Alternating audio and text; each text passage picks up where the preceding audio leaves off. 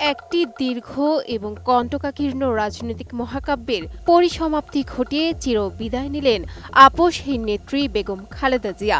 আজ মঙ্গলবার ভোর ৬টায় রাজধানীর এভারকেয়ার হাসপাতালে চিকিৎসাধীন অবস্থায় তিনি ইন্তেকাল করেন। মৃত্যুকালে এই মহিয়সী নেত্রীর বয়স হয়েছিল ৮০ বছর। ফজরের নামাজের ঠিক পরপরই তিনি শেষ নিঃশ্বাস ত্যাগ করেন। এই সময় হাসপাতালে তার বড় ছেলে ও বিএনপির ভারপ্রাপ্ত চেয়ারম্যান তারেক রহমান সহ পরিবারের নিকটাত্মীয়রা উপস্থিত ছিলেন।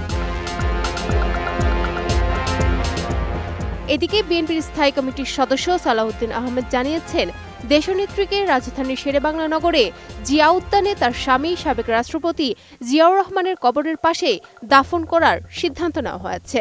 তার জানাজা আগামীকাল বুধবার রাজধানীর মানিক মিয়া এভিনিউতে অনুষ্ঠিত হবে।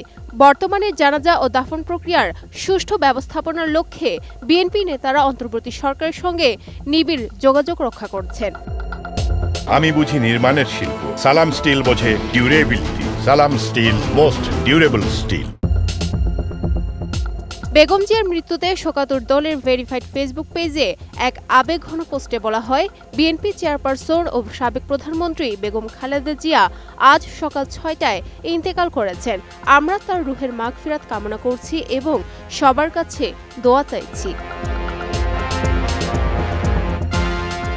দীর্ঘদিন ধরে বার্ধক্যজনিত নানা জটিলতায় ভুগছিলেন তিনবারের এই সাবেক প্রধানমন্ত্রী। গত ২৩ নভেম্বর রাতে শারীরিক অবস্থার অবনতি হলে তাকে জরুরি ভিত্তিতে এভারকেয়ার হাসপাতালে ভর্তি করা হয়। এর আগে ১৫ অক্টোবরও তিনি একই হাসপাতালে চিকিৎসাধীন ছিলেন। সে সময় তার মেডিকেল বোর্ডের বিশেষজ্ঞ চিকিৎসক অধ্যাপক ডক্টর এফ.এম. সিদ্দিকী জানিয়েছিলেন, খালেদা জিয়ার বুকে সংক্রমণ ছড়িয়ে পড়েছিল এবং তার হৃদযন্ত্র ও ফুসফুস মারাত্মকভাবে আক্রান্ত হয়েছিল। উন্নত চিকিৎসার জন্য চলতি বছরের ৮ জানুয়ারি তিনি লন্ডন যান এবং দীর্ঘ ৪ মাস চিকিৎসা শেষে গত ৬ মে এয়ার অ্যাম্বুলেন্সে দেশে ফিরেন। খালেদা জিয়ার রাজনৈতিক জীবন ছিল চড়াই উতরাই পূর্ণ।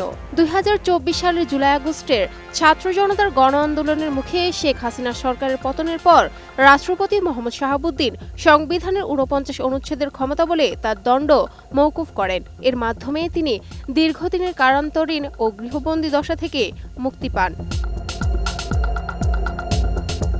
বেগম খালেদা জিয়ার মৃত্যুতে দেশজুড়ে গভীর শোকের ছায়া নেমে এসেছে।